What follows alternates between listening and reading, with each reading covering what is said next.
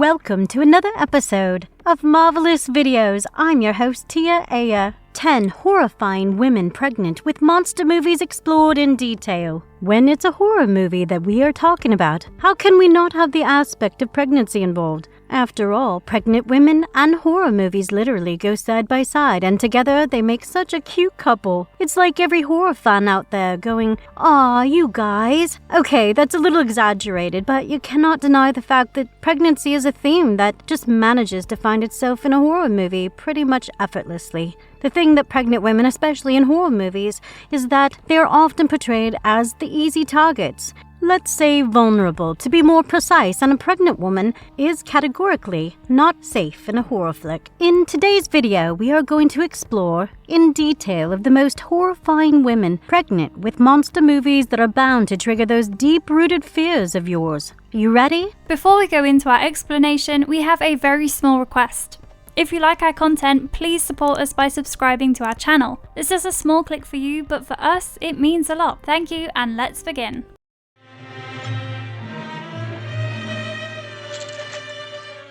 Rosemary's Baby, 1968. If there's a film that Roman Polanski will always be remembered for, it undoubtedly has to be his 1968 American psychological horror flick, which till to date boasts a current IMDb rating of 8, based on Ira Levin's 1967 horror novel, also titled Rosemary's Baby. The movie begins with a young couple moving into a large Renaissance revival apartment building in New York City, in spite of its unsavory history, especially with witchcraft and murder. Soon they are befriended by their elderly neighbors, and although the husband grows close to them, the wife Rosemary finds them particularly irritating and infuriating.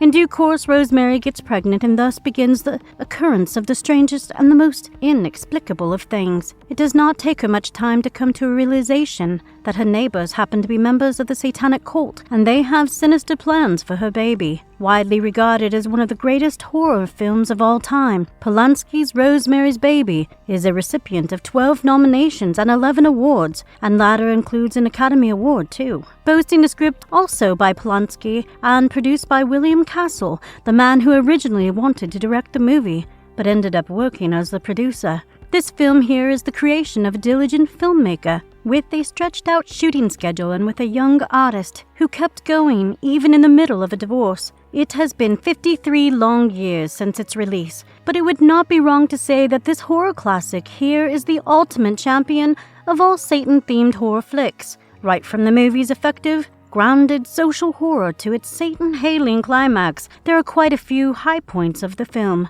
but the highlights has to be the concept of Adrian, Satan's son to be more precise. To be honest, there are very limited scenes in the history of horror that are truly capable of being effectively disturbing. Rosemary's hallucination of a terrifying, otherworldly rape tops the list for sure, and it is the scene that is literally quite capable of warping its viewers for life. Those who have seen the movie will agree with us. At least we know it had us chilled to the bone. Mia Farrow was simply outstanding, and to think of that she was not Polanski's first choice for Rosemary, this can come as a shock to many.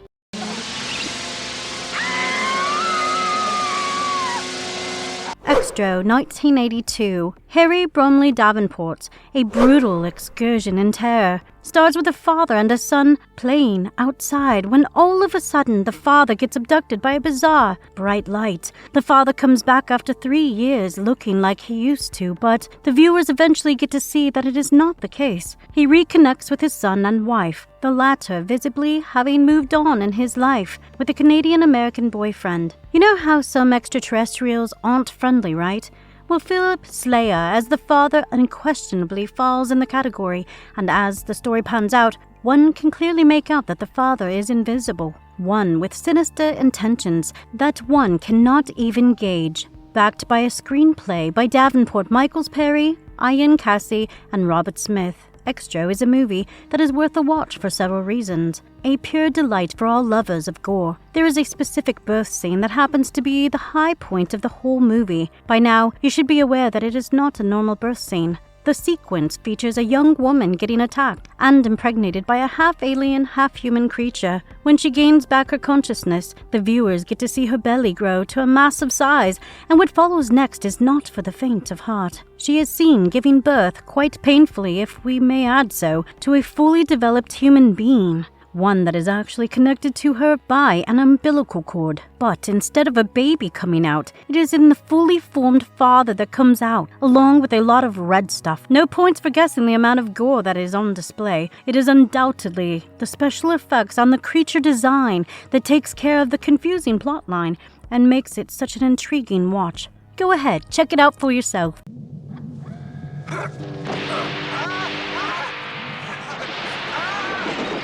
Demon Seed, 1977. Never was a woman violated as profanely. Never was a woman subjected to inhumane love like this. Never was a woman prepared for a more perverse destiny. When you have a tagline like this, you do have a fair idea of what you are about to deal with. For those who do not, we are specifically talking about Donald Cammell's science fiction horror film here. One that is based on Dean Koontz' 1973 novel, also called Demon Seed. The film has Dr. Alex Harris as a scientist and creator of an exceedingly advanced autonomous artificial intelligence program called Prometheus 4. Harris hopes to continue medical research and find solutions to the world's medical concerns through Prometheus, but soon finds himself on the wrong side. It's all the known data on leukemia, and in 91 hours of pure theory, without performing a single experiment, it's given us this antigen. Could kill. Prometheus has its own plans of achieving consciousness and wants to have an identity of its own. So much so that it literally becomes obsessed with human beings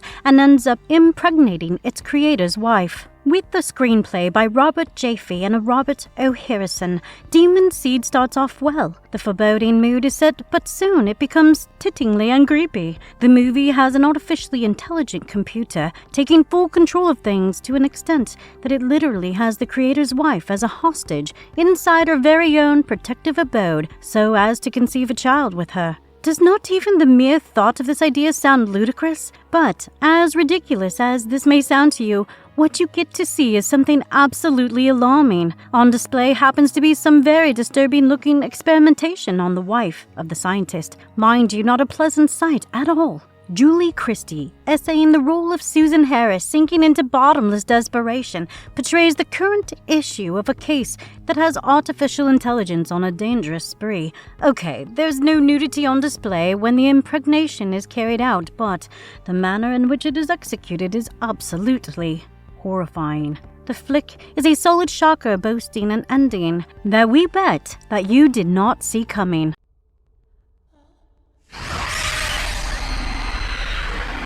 The Unborn, 2009. Do you think that it is possible to be haunted by someone who is never even born? Well, the answer to that question is yes. And having said that, you have got to watch David S. Goyer's The Unborn to know what it is really like.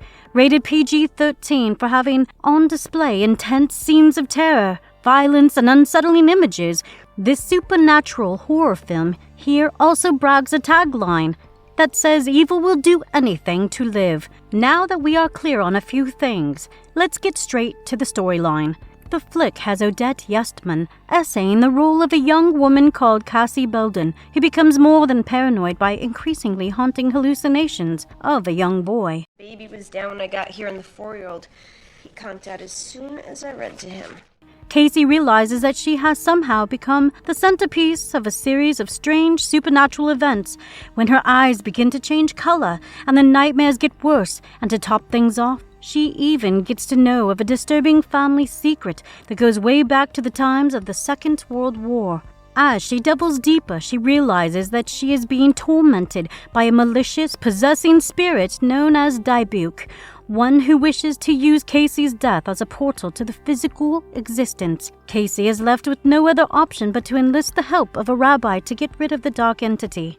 Produced by Michael Bay, Andrew Form, and Brad Fuller, and a screenplay by Goyer, The Unborn is an unrated horror flick that of course has its niches, but hey, it is capable of startling you, and it brags plenty of such scenes right from the beginning till the end of the credits roll.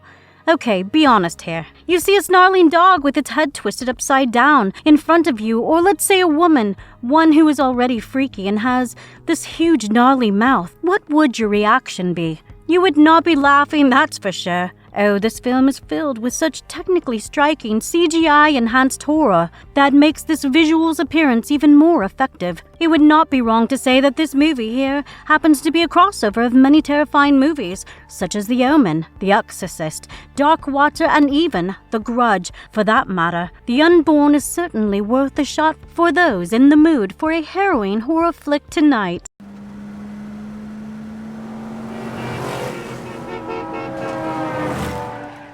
Grace, 2009. There is nothing stronger than a child's hunger, but when it comes to Madeline's child, things may be a little different than your average baby waiting for food. Say hello to Paul Solet's horror flick that is based on the 2006 short film also called Grace. The narrative shows a pregnant Madeline Matheson involved in a tragic car accident that takes the life of her husband who is driving the car. The doctors inform her that her unborn baby is dead, but Madeline, having had a few unsuccessful attempts before to have a child and finally having succeeded, decides to carry her child to term. Initially stillborn, the child miraculously revives and is named Grace by Madeline. However, it soon becomes quite evident that something is dreadfully wrong with the baby. Right from attracting flies to being the source of a rather putrid smell and developing an unusual craving for blood, baby Grace has quite an appetite. Many people have seen the movie have addressed this flick as a graphic, unnerving yet an aesthetic exploration of a warped maternal instinct. The premise is great, and the cast is deliberately quite small. Jordan Ladd is the leading role, does a pretty good job, making the whole runtime of 85 minutes enjoyable.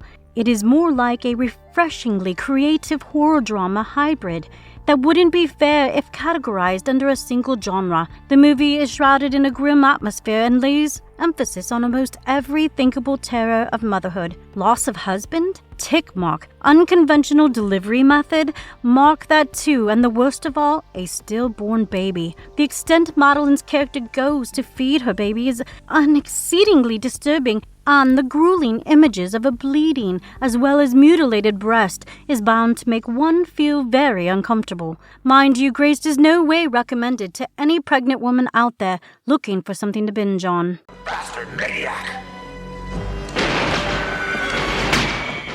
A Nightmare on Elm Street 5, The Dream Child, 1989.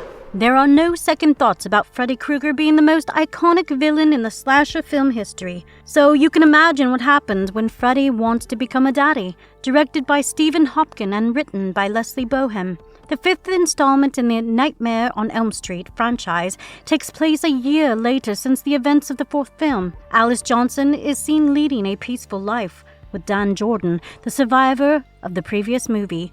They have started dating and there haven't been any signs of Freddy off late.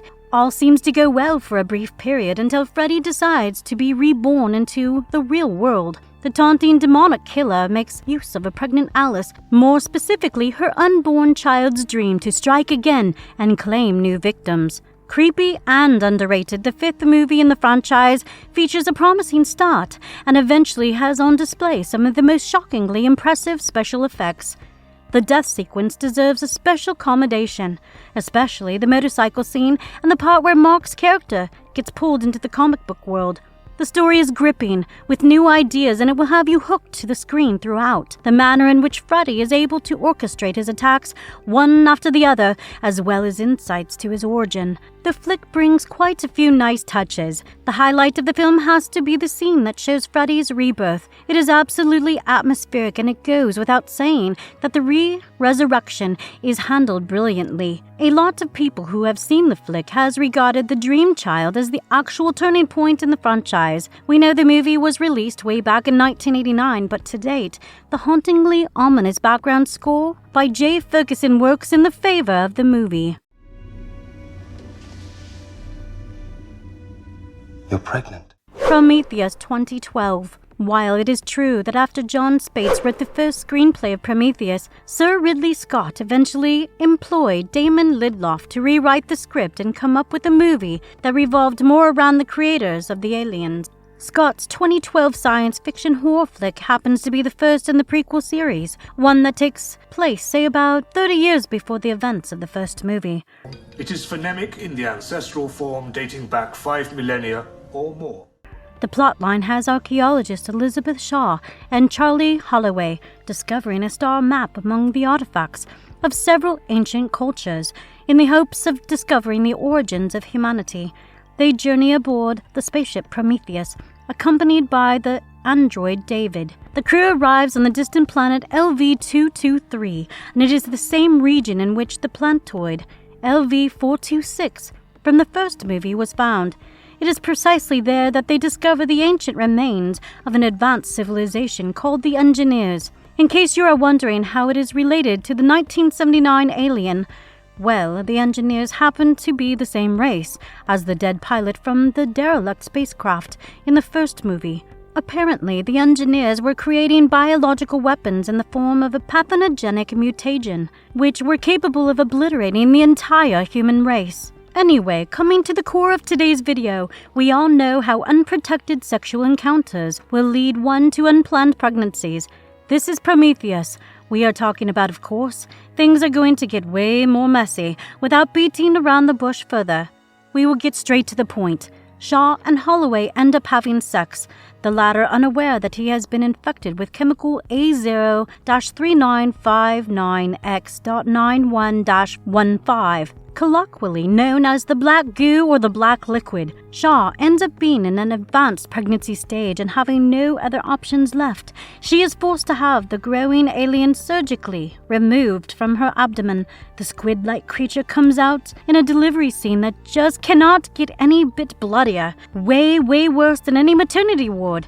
A recipient of 6 wins and 47 nominations, the latter including an Oscar.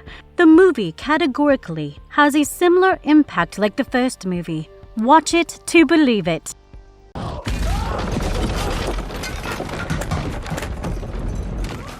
Devilís Due 2014. It would not be wrong to address Matt Bettinelli-Olpin and Tyler Gillette's psychological supernatural horror flick as a darkly passionate homage to Roman Polanski's 1968 psychological horror movie, Rosemarys Baby. Having said that, no, it's not a copy-paste. Devilís Due is genuinely creative, smart and scary.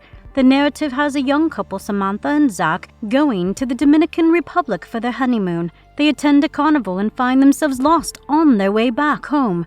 A cab driver gives them a lift and takes them to a local nightclub, only to have them drugged later and perform some kind of a ritual. The couple wakes up back in their hotel with no memory of the night before. They return back home and eventually find out that the wife is pregnant. Throughout the entire course of pregnancy, the wife starts exhibiting unusual behavior and ranges from her cravings of raw meat, superhuman strength, telekinetic powers, to inexplainable feelings of anger whenever she or her child appears to be threatened. To top things off, they always have a bunch of very odd-looking people watching them from a distance. However, it gets a tad too late when the couple finally unearths the threatening truth about their unborn child. Boasting a well-written script by Lindsay Delvin, the film has Zach Gilford and Allison Miller in the leading roles, giving solid performances, respectively. Devilís Due happens to be yet another movie, one where the camera does the talking. One of the high points of the film is the way the story unfolds, where things only get worse. The finale conclusively has all hell breaking loose, as we mean that in every literal sense. To witness Samantha's character in a trance-like state, standing right on top of a cult symbol with a knife to her stomach that she eventually presses in, is way more than just disturbing. We will leave out other specifics in case you want to give this a shot.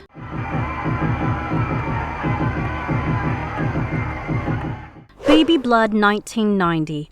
Released as The Evil Within in the United States, this French horror film flick, directed and co-written by Alain Robach, became the first movie to win a jury award, in spite of not being in any kind of a competition, bragging a tagline that simply states, "It's time to feed the baby." Baby Blood has a very simple story on display, one that moves at a brisk pace. The movie featured a brutal circus owner who likes to beat and abuse his pregnant wife, Yonka. One day, a leopard is brought to the circus.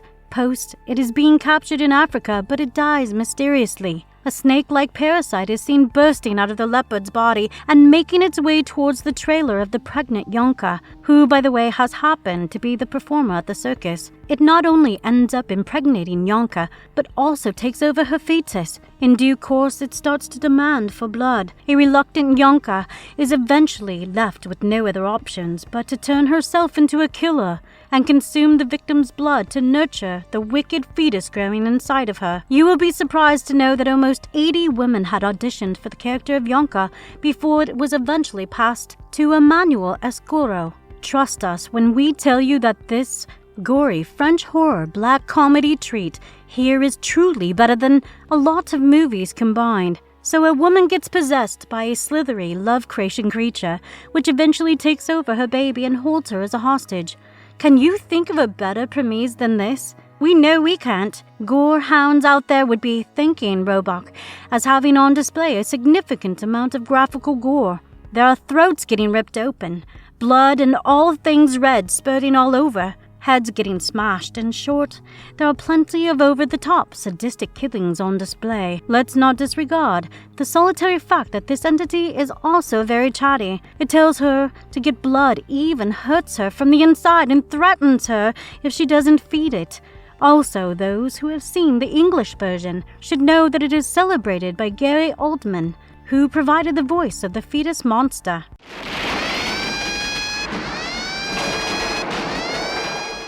Inseminoid 1981, released as Horror Planet in the United States, Norman J. Warren's British science fiction horror movie has a group of 12 Xtro project archaeologists along with scientists digging the ruins of an ancient civilization in a distant, mysterious, freezing planet. The expedition turns into a complete nightmare when one of the space exploration team members, Sandy, ends up getting abducted, raped, and impregnated by what appears to be a foul, extraterrestrial monster. This sets off an accelerated pregnancy, giving Sandy exceptional strength and leading her to eventually develop psychosis.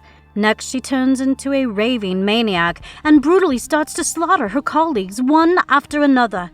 She then goes to the extent of eating their flesh. Boasting a screenplay by husband and wife duo Nick and Gloria Malley, the script was literally written in a span of 4 days, and to top things further, the film was completed in shooting in about 4 weeks. A major part of the movie was filmed inside the Chislehurst Caves in southeast London, England, with the sole purpose of boosting the production value. Judy Geeson's portrayal as Sandy was highly applauded by everyone.